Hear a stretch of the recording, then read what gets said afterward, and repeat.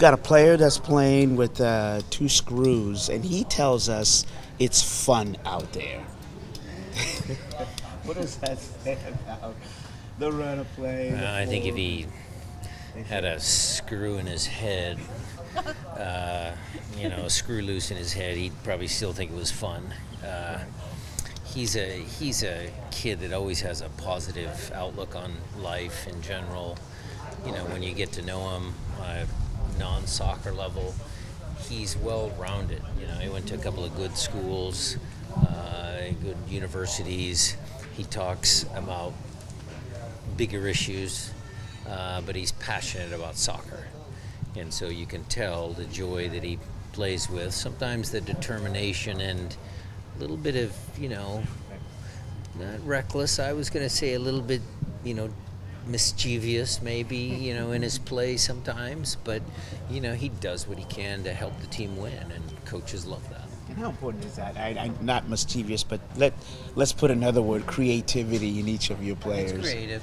Look, you can go over the edge there. Like, the thing that always rubs us the wrong way as coaches is if he's got a player facing the wrong direction and Paul's putting pressure on him, and then they foul him, and then that's an easy out. Like the high ball sometimes where it's a 50-50 and he uses his body and he does some of those things, I'm okay with that because that's smart. But if the player's already going in a negative direction or you've got him kind of pinned in, then he needs to back off a little bit and see if we can't, win the ball in a different fashion. But I don't blame him for that. It just shows that he's into the game. JP was able to be out here a little bit yesterday. How is he kind of coming along? It's a little slower than maybe I first reported. They're going to take that a little bit slower. He's doing okay. I mean, Albert was here. Okay, there's some guys that are coming back, but might be a little slower than I previously mentioned. JP, I don't want to put a time limit on it right now. Next week, when we ramp him up a little more, will be a good test. Because right now it's kind of everything just kind of easy for him to get stability and all that. But next week we'll push him a little more, and then we can get a better sense. Slower in the sense of, still hopeful, like postseason. Yes, for sure. Both Albert, JP, Jordan, all before the end of the year. Yeah. The vibes around the camp, even in the small, shorter game like we just saw, they're really elevated and they're really exciting. Is that because of all the positional competition, the moment of the team? What do you attribute that to? So match day -1 is, a fun day. Usually they're in good moods, good spirits. All of the tactical work is done. So what Andy Rose came up with was a match day -1 competition where the teams change every match day -1, and they get a point if they're, if they get points. They get 3 points if they're on the winning team, 1 point if it's, I think if they're lost, they get 1 point, and if they go through the year, we tally up the points, and it's just spice things up a little bit on what sometimes is a, little bit fun day. It makes them a little bit sharper, more concentrated. We used to do that with, playing Americans versus the rest of the world, or old guys versus young guys. We used to figure out ways how to make it competitive, but this is maybe a better way. It gets them all fired up. Stephen Fry was part of that team, a couple of big saves there. What have you seen from him this week going into this travel day? Good. He's good. Steph's good. You've made a decision on the goalkeeping. Yeah. You're not going to tell us. So, but I will ask. He's ready to play.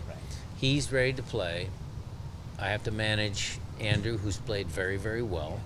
And I have to manage Steph coming back from a significant head injury.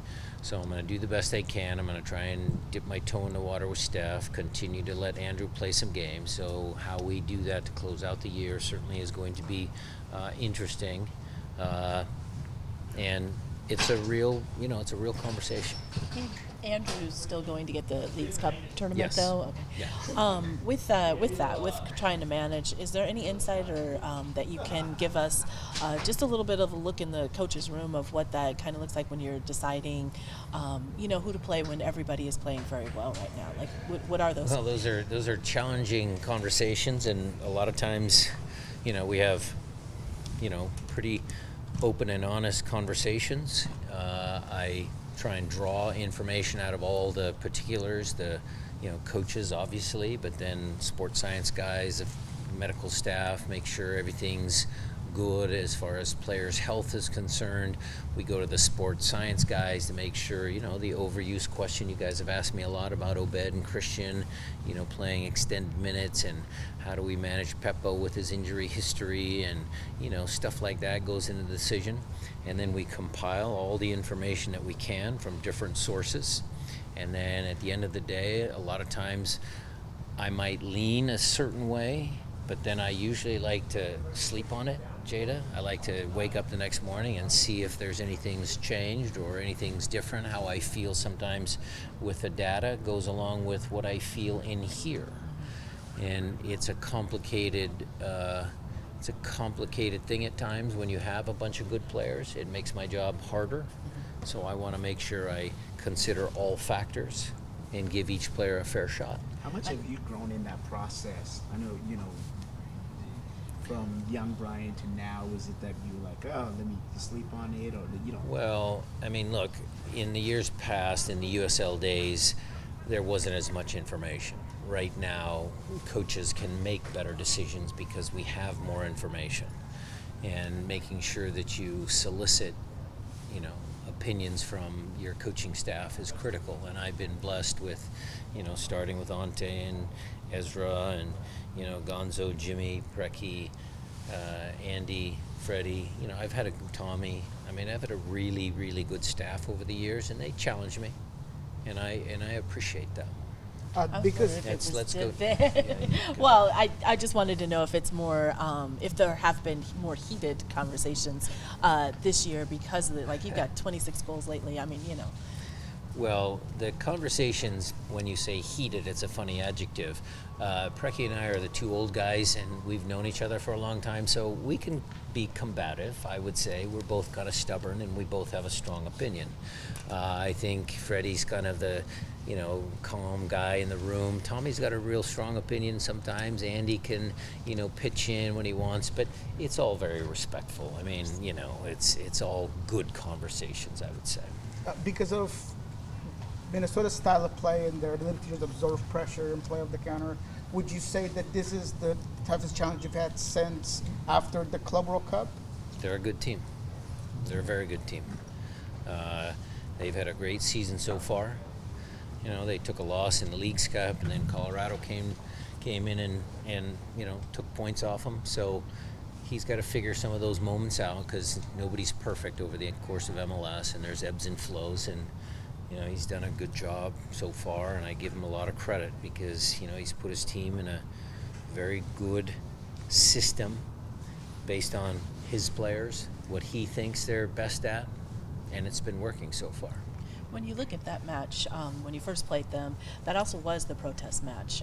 Yeah. So, and afterward, there was a lot of conversation as far as distraction, yada yada. So, do you take away anything because of that, like the way that you guys played or the way that you lost that because of that, like?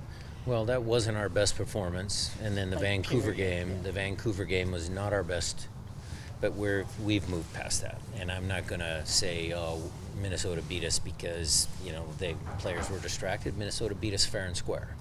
That's what I mean, Whether our guys were distracted, not distracted, they said they weren't distracted. It doesn't matter. They won the game fair and square, 3-2, and it was a good game. And the goals came in the second half. I thought there were some preventable goals from our point. They would say that, one of their goals was an own goal. So, it was an exciting match. When you look at Osasa de Rosario, the success he's had, translated into the training field, have you seen him build on that and continue to grow for, to be a contributor? Look, he's growing. He's still got a ways to go, but he has good starting points. You know, I think when he gets on the field, I think the three center backs in Minnesota are going to be faced with a different beast. They might be expecting Musovski, might be Saze. We played, I think even it wasn't Jesus, but, whoever we play, I think it's going to be interesting to see how that matchup goes because their three center backs are very good.